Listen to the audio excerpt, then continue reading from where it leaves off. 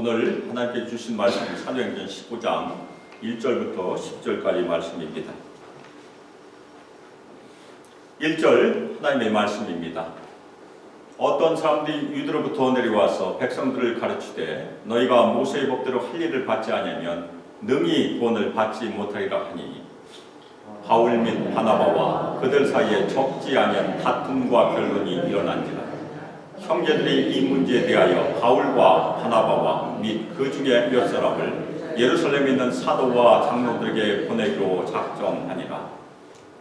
그들이 교회의 천송을 받고 베니게와 사마리아로 다니며 이방인들이 죽게 돌아온 일을 말하여 백성 형제들 다 크게 기쁘게 하더라. 예루살렘에 이르러 교회와 사도와 장로들에게 영접을 받고 하나님이 자기들과 함께 계셔 행하신 모든 일을 말하며 바리새파 중에 어떤 믿는 사람들이 일어나 말하되 이방인에게 할 일을 행하고 모세의 율법을 지키라 명하는 것이 마땅하다 하니라.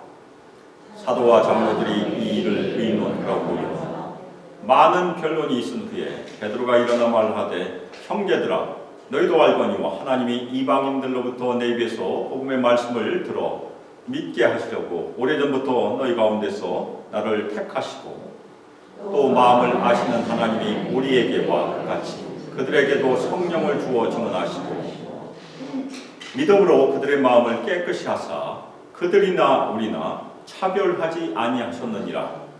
그런데 지금 너희가 어찌하여 하나님을 시험하여 우리 조상과 우리도 능히 내지 못하던 멍에를 제자들의 목에 두려느냐. 그러나 우리는 그들이 우리와 동일하게 주 예수의 은혜로 구원받는 줄을 믿노라 하니라. 온 무리가 가만히 있어 바나바와 바울이 하나님께서 자기들로 말미암아 이방인 중에서 행하신 기적과 기사에 관하여 말한 것을 듣더니 아멘. 아멘. 이 시간 주 예수의 은혜로 구원받는 줄을 믿노라 하는 설교 제목으로 주님의 말씀을 증거하도록 하겠습니다. 하나님께서는 갈대아 우르에서 아브라함을 부르셔서 이끌어 내셨어요. 우리 구원의 역사는 아브라함 한 사람을 부르신 것에서 시작을 합니다. 그러면 아브라함이 무슨 공로가 있어서 하나님께서 부르셨습니까? 아무런 공로가 없었어요. 전적으로 하나님께서 은혜로 아브라함을 부르신 것입니다. 지금도 마찬가지예요. 우리 성도들이 무슨 공로가 있어서 부름을 받은 것이 아니고 하나님께서 은혜로 우리를 다 부르셨습니다. 아멘입니까? 하나님께서 아브라함을 땅의 모든 족속이 복을 받는 통로가 되도록 복을 주셨어요. 복이 되도록 복을 주셨습니다. 그리고 아브라함과 언약을 맺으셨어요. 그래서 아브라함과 이삭과 야곱의 하나님, 이 언약의 하나님이. 그런데 창세기 15장에 가보면 하나님께서 아브라함의 몸에서 날 자가 아브라함의 상속자가 될 것이라고 약속을 하십니다. 아브라함이 이미 많이 나이가 들었어요. 아들을 낳기가 쉽지 않아요. 그리고 아브라함의 자손을 하늘의 묵별처럼 셀 수 없이 주시겠다, 그렇게 약속하셨어요. 그런데 이때 아브라함이 여호와를 믿으니 여호와께서 이를 그의 의로 여기셨다고 성경이 기록하고 있습니다. 이 구절은 굉장히 중요한 구절이에요. 그런데 그 이후에 하나님께서는 아브라함에게 할례를 명하세요. 할례는 아브라함으로부터 시작이 됩니다. 그래서 바울은 로마서 4장에서 아브라함의 믿음이 의로 여겨진 것이 할례를 받은 후가 아니고 할례를 받기 전임을 변증합니다. 무슨 공로가 있어서 믿음이 의로 여겨진 것이 아니란 얘기. 그것이 우리가 믿고 있는 믿음으로 말미암아 의롭다 하심을 얻는 것. 한자로 하면 어떻게 됩니까? 이신칭의. 아주 외우기 쉬워요. 이신칭의. 믿음으로 말미암아 의를 얻는다. 의롭다함을 얻는다. 굉장히 중요한 교리인데 그 중요한 교리가 확정된 것이 바로 오늘 성경에서 발견되고 있습니다. 기독교 역사상 첫 번째 공회예요. 공의회.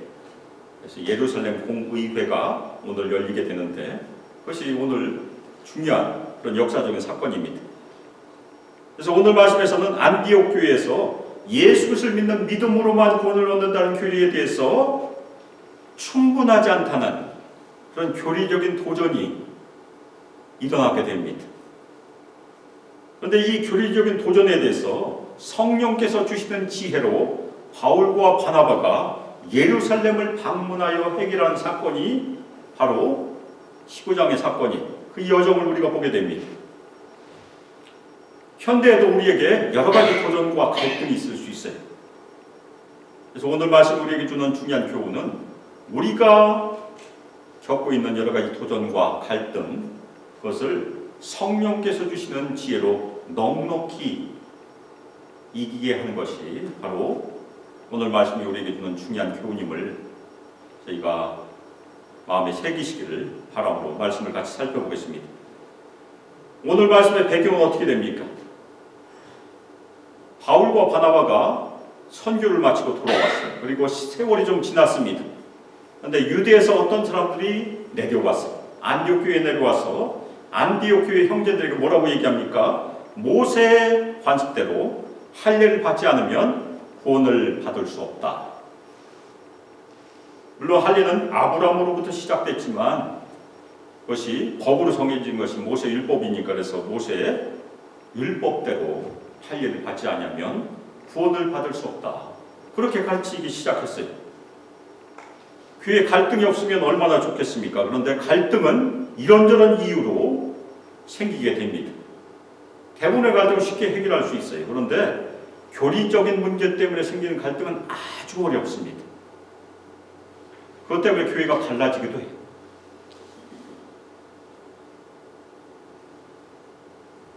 안디옥 교회에 새로운 교리적인 갈등이 생긴 것입니다. 예수 그리스도를 믿는 믿음으로만 구원을 받는다는 것에 대해서 그 믿음에 무언가를 더하려는 시도가 바로 오늘 시도예요. 이것은 하나님의 은혜에 인간의 공로를 더하려는, 얹으려는 그런 시도입니다. 그런데 이 가르침은 이미 유대와 예루살렘 교회에 있었을 것이에요. 그 사람들이 유대에서 왔으니까. 그러면 그곳에서는 갈등을 일으키지 않았을까요? 그런데 유대인들은 이미 모세의 율법대로 할례를 다 받았어요. 그리고 율법도 지키는 사람들이니까 그런 문제에 대해서 전혀 갈등을 일으키지 않았을 수도 있어요. 그들에게는 당연했으니까. 그런데 이 가르침은 어떤 가르침입니까? 예수를 믿는 것으로 구원받는 것 외에 할례를 받고 모세의 율법을 꼭 지켜야 완전한 구원을 받는다. 그런 가르침이에요. 그러면 이 가르침은 예루살렘 교회의 보편적인 가르침이었을까요? 아마도 그렇지 않았을 것이에요. 왜냐하면 고넬료 가족이 이미 베드로의 전도를 통해서 구원을 받은 것을 예루살렘 교회가 받아들였어요. 고넬료 가족은 할례를 받지 않았고 모세의 율법을 지키지 않는 이방인들이었습니다. 근데 고넬료 가족이 베드로의 전도를 통해서 구원을 받았음을 인정한 것이 저희가 이미 살펴보았어요. 아마도 할례를 받고 모세의 율법을 꼭 지켜야 한다는 가르침을 가지고 있는 사람들이 어떤 부분을 차지하고 있었던 것 같아요. 그런데 그동안에는 서로 문제가 없었던 것입니다. 그런데 이방인들이 많이 예수님을 믿고 돌아오기 시작했어요. 그러자 유대 신자들 중에서 할례와 모세 율법을 지키는 것이 구원의 필수라고 생각하는 사람들이 드디어 안디옥 교회에 내려와서 자신들의 가르침을 퍼뜨리기 시작한 것이에요. 그러면 바울과 바나바가 그 가르침에 동조했을까요? 그렇지 않았습니다. 오히려 그들과 적지 않은 다툼, 아주 큰 다툼을 했다는 얘기죠. 적지 않은 다툼이라는 것은 아주 크게 싸웠다는 얘기입니다. 큰 논쟁을 벌였어요. 바울과 바나바는 예수를 믿게 된 이방인들이 모세의 율법을 지키지 않아도, 할례를 받지 않아도 구원을 받는다는 그 견해를 가지고 있었어요. 그래서 유대에서 온 신자들과 큰 다툼과 논쟁을 벌였던 것이에요. 그런데 결론을 맺지 못했어요. 아마도 유대에서 온 신자들이 바울과 바나바의 권위를 인정하지 않았던 것 같아요. 그래서 안디옥 교회 형제들은 이 문제를 상의하기 위해서 대표를 뽑습니다. 바울과 바나바 그리고 몇 명의 형제 뽑아서 예루살렘 교회로 보내요. 예루살렘 교회는 12사도와 장로들이 있기 때문에 그 12사도와 장로들의 권위에 이 문제를 의탁하는 것입니다. 안디옥 교회는 새로 생겨난 이 교리 문제에 대해서 예루살렘 교회의 사도들과 장로들의 영적인 권위를 인정함으로 대표를 보낸 것입니다. 이 대표들은 자신이 지금까지 믿고 있는 복음을 지키기 위해서 예루살렘으로 올라간 것입니다. 우리가 어떤 때는 양보를 해야 될 때도 있어요. 그런데 어떤 때는 복음을 위해서 양보하지 말고 싸워야 할 때가 있어요. 기독교 교리의 역사가 그래서 있습니다. 우리 침례교는 교리가 좀 약한 편이죠. 우리가 따로 교리 공부를 거의 하지 않으니까. 근데 장로교 출신들은 옛날에는 열심히 교리 공부를 했습니다. 그런데 그 교리가 생겨난 이유는 바로 오늘과 같은 싸움 때문에 생긴 것입니다. 우리가 믿고 있는 믿음을 지키기 위해서 교리가 계속해서 역사적으로 생겨난 것입니다. 만일 복음을 흐리게 하는 가르침을 그냥 내버려 두면 교회는 반드시 무너지게 됩니다. 바울과 바나바는 교회의 천속을 받고 예루살렘을 향하여 떠났어요. 우리 앞에 지도를 보실 텐데 안디옥에서 예루살렘까지는 355마일, 540km 떨어진, 지금이야 차로 얼마 걸리지 않지만 그 당시에는 아주 먼 길입니다. 그런데 그들이 아마도 해안길을 따라서 내려오다가 사마리아에서 예루살렘으로 내려갔을 것이에요. 그런데 내려오는 길에서 베니게라고 우리 성경에 되어 있는데 피니키아죠. 거기와 사마리아를 들려서 형제들을 방문했어요. 그리고 바울과 바나바의 선교를 통해서 이방인들이 예수님께 돌아오는 놀라운 기쁜 소식을 그들에게 전했습니다. 그 얘기는 무엇을 얘기합니까? 예루살렘 교회가 계속해서 선교를 했다는 얘기예요. 그래서 베니게에도 교회가 있었고 사마리아에도 교회가 있었다는 얘기입니다. 그래서 바울과 바나바는 자신들이 머무는 곳에서 교회를 만나고 그들에게 구브로와 피시디아와 밤빌리아 지방에서 이방인들이 회개함으로 주님께 돌아온 일들을 간증했다는 얘기입니다. 예수를 메시아와 구세주로 믿었다는 놀라운 소식, 기쁜 소식을 그들에게 전했어요. 결국 바울과 바나바가 예루살렘에 도착하자 예루살렘 교회의 사도들과 장로들이 그들을 반갑게 맞이하고, 그 다음에 바울과 바나바가 이미 안디옥 교회에서 했던 것처럼 하나님께서 자신들에게 행하신 모든 일들을 보고했어요. 그것이 사도행전 14장 27절에 보면 하나님이 함께 행하신 모든 일과 이방인들에게 믿음의 문을 여신 것을 보고하였다고 얘기합니다. 아마도 바울과 바나바는 예루살렘 교회에서도 똑같이 했을 것입니다. 구브로와 피시디아 그리고 밤빌리아 지방에서 이방인들이 예수 그리스도를 믿고 하나님께 돌아온 일들을 보고한 것입니다. 많은 사람들이 기뻐했습니다. 그런데 예루살렘 교회에서 그것을 기뻐하지 않은 사람들이 존재했어요. 바울과 바나바의 선교 보고를 다 기쁘게 받아들인 것이 아닙니다. 그 중에 바리새파 출신 믿는 사람들이 일어났어요.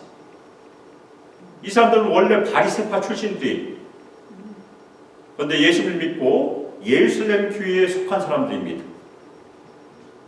그런데 이 사람들이 뭐라고 주장을 합니까? 이방인에게 할례를 행하고 모세 율법을 지키라 명하는 것이 마땅하다.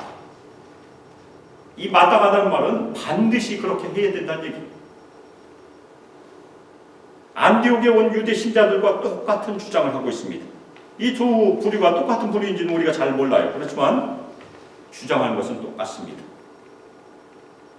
바리새파 출신 믿는 자들은 이방인 개종자들에게 구원의 조건으로 무엇을 요구합니까? 할례와 모세율법을 지키는 것을.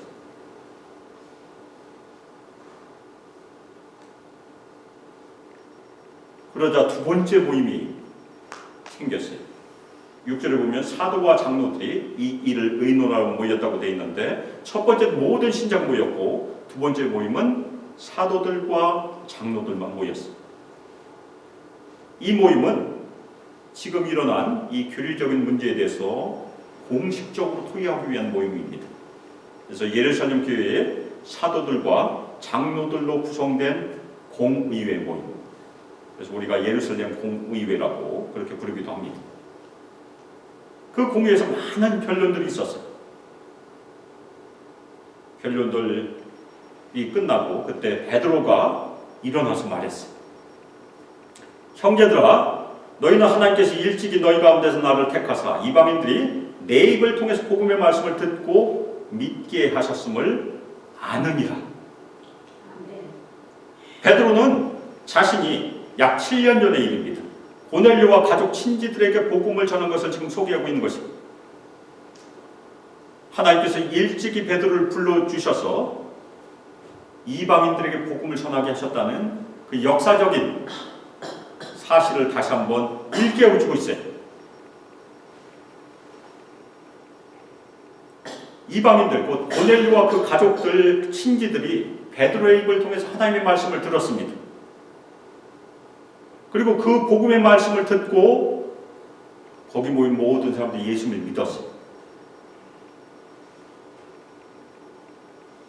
그리고 그 이방인들이 예수 그리스도를 믿는 믿음으로만 구원을 받았음을 지금 강조하고 있어요. 너희가 다 아느니라. 그 얘기가 바로 그 이방인들은 예수 그리스도를 믿는 믿음으로만 구원받았다고 지금 강조하고 있는 것입니다. 그 다음에 계속해서 뭐라고 얘기합니까? 마음을 아신 하나님께서 우리에게 주신 것과 같이 그들에게도 성령을 주심으로 증언하셨다.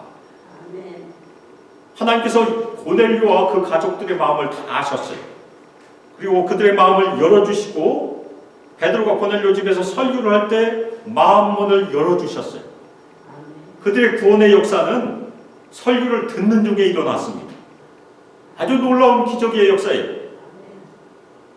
설교를 다 듣고 예수를 믿을 것입니까? 물어보지 않았어요.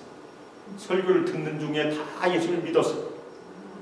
그 다음에 성령도 듣는 모든 사람에게 다 임했습니다. 아주 기적적인 사건이에요. 그래서 베드로와 함께 온 유대 신자들이 이방인들에게도 성령이 부어지심을 보고 놀랐습니다. 이 사람들의 구원의 증거가 무엇입니까?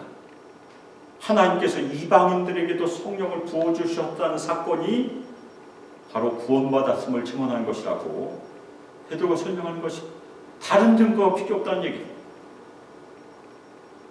왜 그렇습니까? 이방인들이 예수 그리스도를 믿었기 때문에 성령의 선물을 받은 것이에요. 순서가 그렇습니다. 회개하고 예수를 믿고 성령의 선물을 받으라. 그것이 순서예요. 거꾸로는 되지 않는다는 얘기예요. 그러니까 이방인들이 성령의 선물을 받았으니까 앞에 회개하고 예수를 믿는 일이 이미 있었다는 얘기예요. 베드로는 계속해서 증거를 합니다. 하나님은 믿음으로 그들의 마음을 깨끗해 하심으로 하나님은 유대인과 이방인들 사이에 차별을 두지 않으셨다. 아주 놀라운 역사적인 사건을 지금 진술하고 있는 것입니다.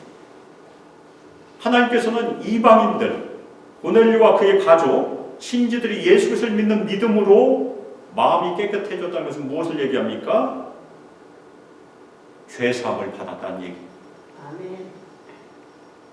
그 전에는 죄 때문에 마음이 다 더러워져 있는 상태예요.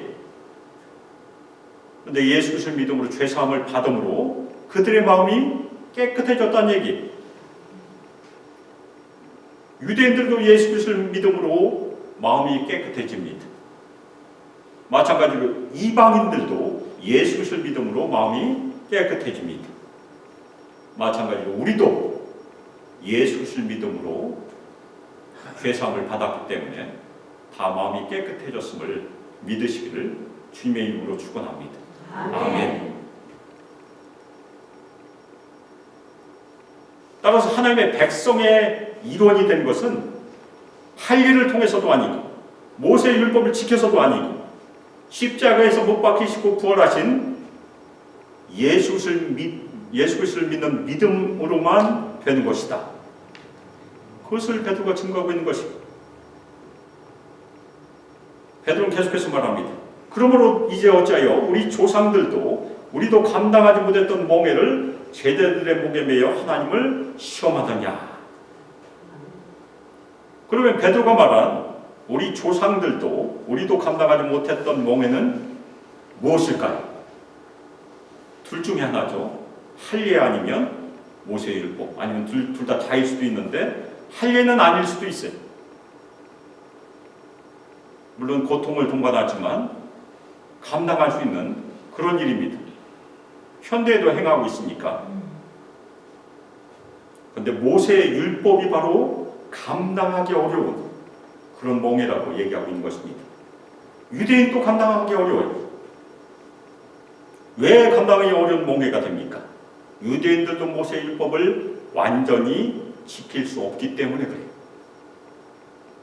만일 모세의 율법을 완전히 지킨 사람은 완전한 사람입니다. 그런데 그러한 사람은 없다는 얘기. 야고보서 2장 10절에 보면 율법 중에 하나라도 어기면 율법 전체를 어긴다고 얘기합니다. 야고보서 2장 10절 누구든지 온 율법을 지키다가 그 하나를 범하면 모두 범한 자가 되나니. 열심히 지켰어요.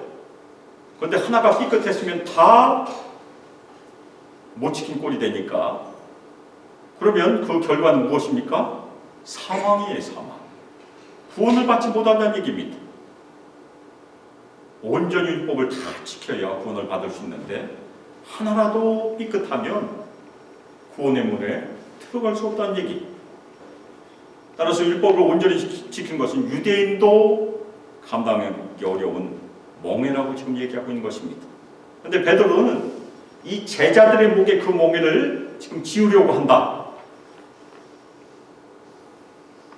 그런데 베드로의 말이 굉장히 중요합니다. 베드로는 이미 이 이방인들을 제자라고 불러요. 제자는 무엇입니까? 이미 예수를 믿고 구원받은 사람이에요. 베드로는 바울과 바나바의 선교를 통해서 주님께 돌아온 사람들 지금 제자라고 부르고 있는 것이 이미 구원받은 사람. 그런데 그 구원받은 사람에게 멍에를 더하려고 한다고 지금 책망하고 있는 것입니다. 이미 구원받은 사람에게 할례나 율법을 지킨 것으로 멍에를 더 지우려고 한다고 그렇게 책망하고 있는 그런 장면이에요. 그런데 그것은 하나님을 시험하는 것이다. 굉장히 무거운 말씀을 하고 있어요. 이 하나님을 시험한다는 것은 광야에서 이스라엘 백성들이 하나님의 말씀을 어기고 시험하는 것과 똑같은 말씀입니다. 하나님을 시험한다는 것은 하나님께 대한 불신앙을 얘기하는 것이고, 베드로가 뭐라고 있고 이미 예수를 믿은 사람에게 할례나 모세 율법의 멍에를 지운 것은 하나님께 대한 불순종이다, 불신앙이다. 그렇게 책망하고 있는 것입니다.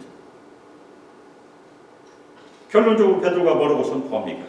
그러나 우리는 주 예수의 은혜로 구원받는다고 믿습니다. 아멘입니까? 아멘.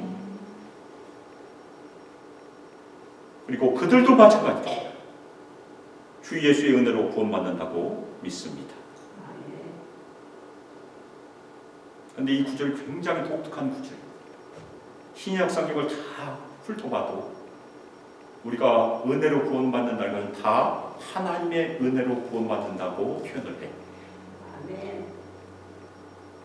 주 예수의 은혜로 구원받는다는 표현 이 구절밖에 없습니다. 베드로는 왜 주 예수의 은혜로 구원받는다고 했을까? 바로 예수에 의하여 이루어진 은혜를 강조하기 위해서 표현한 것을 저희가 이해할 수 있습니다. 하나님의 은혜로 우리가 구원을 받습니다. 그런데 예수에 의하여 이루어진 은혜는 무엇입니까? 예수님께서 우리의 모든 죄를 다 지시고 십자가에서 달려 돌아가신 은혜, 그리고 부활을 통해서 우리에게 살 수 있는 소망을 주신 은혜, 우리 모든 사람에게 구원을 주신 은혜가 주 예수의 은혜예요. 이방인도 마찬가지로 주 예수의 은혜로 구원을 받습니다.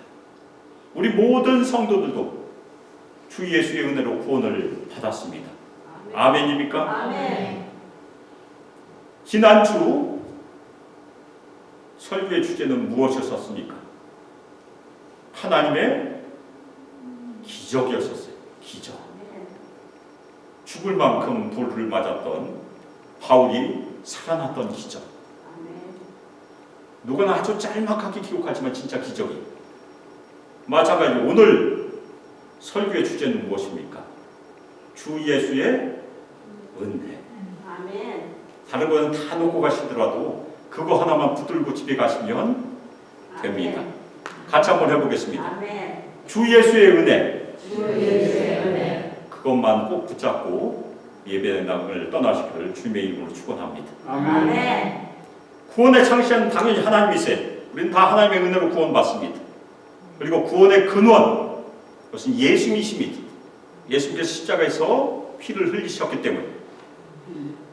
그리고 구원의 보증은 성령 하나님. 아멘. 그리고 구원의 수단은 무엇입니까? 바로 하나님께서 주시는 값없는 은혜. 우리가 공로가 있어서 받는 것이 아니고 우리에게 무상으로 주시는 그 은혜로 우리가 다 구원을 받았습니다. 유대인이나 이방인이나 어떤 사람도 다 구원이 필요합니다. 그 말은 무슨 뜻입니까? 유대인이나 이방인이나 예수를 만나기 전에 다 죄인이라는 얘기입니다. 따라서 유대인이나 이방인이나 죄사함을 받을 수 있는 중요한 길은 모세의 율법을 지킴으로 오는 것이 아니고 예수 그리스도의 속죄의 죽으심에 의한 하나님의 은혜를 통해서 구원을 받습니다. 아멘. 그것은 베드로 때나 지금이나 동일한 아멘. 믿음의 길이 구원의 길입니다. 아멘. 이때 모든 사람들이 다 조용히 있었어요. 아마 바리새파 사람들도 입을 닫았을 가능성이 있습니다. 그 다음에 바나바와 바울이 하나님께서 그들을 통해서 행하신 표적과 기사를 증언을 합니다. 이 표적과 기사는 무엇을 얘기합니까? 성령께서 이방인들에게 행하신 표적과 기사는 그들의 구원이 참되다는 하나님의 증거였다는 얘기입니다. 아멘. 오늘 말씀의 시작은 갈등으로 시작했어요. 혼란으로 시작했습니다. 그러나 결국은 복음의 승리로 끝이 났어요. 우리 성도들도 복음의 승리를 이루어야 됩니다. 그러기 위해서 율법의 멍에를 매서는 안 됩니다. 물론 우리가 하나님의 율법을 지켜야 되죠. 율법과 율법주의는 다릅니다. 율법주의는 그것을 지킴으로 자신의 의를 구현하려고 하는 것이 율법주의. 그러면 우리는 누구의 멍에를 매야 됩니까? 바로 온유하시고 겸손하신 예수님의 멍에를 매야 됩니다.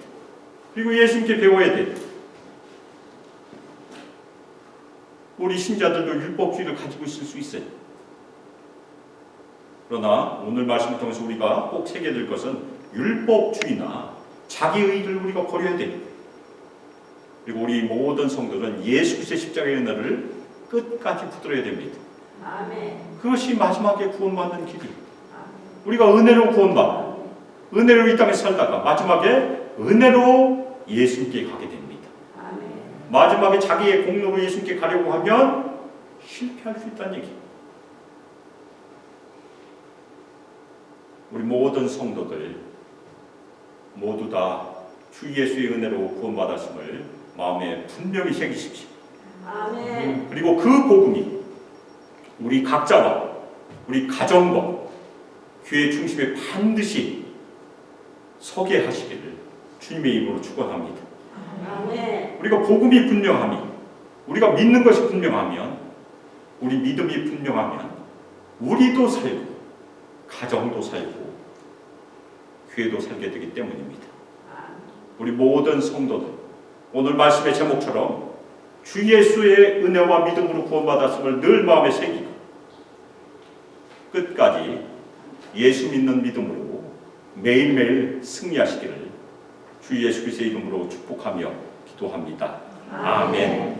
이제는 주 예수 그리스도의 은혜와 하나님의 사랑과 성령 하나님의 교통교제하심과 우리에게 권능을 부어주시고 충만히 마시고 우리 모든 성도들 인도하시고 이 땅에서 예수 그리스도를 늘 신실하게 믿음으로 주님께 엎드려 순종하고 예수님의 발자취를 따라서 주님께서 주신 믿음으로 주 예수 그리스도의 은혜로 구원받았음을 믿는 믿음으로 끝까지 순종하며 승리하기를 소망하며 결단 우리 수많게 모든 성도들과 청년들과 유수 아이들을 위해 영원토록 함께하기를 주 예수 그리스도의 이름으로 축복하며 기도합니다. 아멘.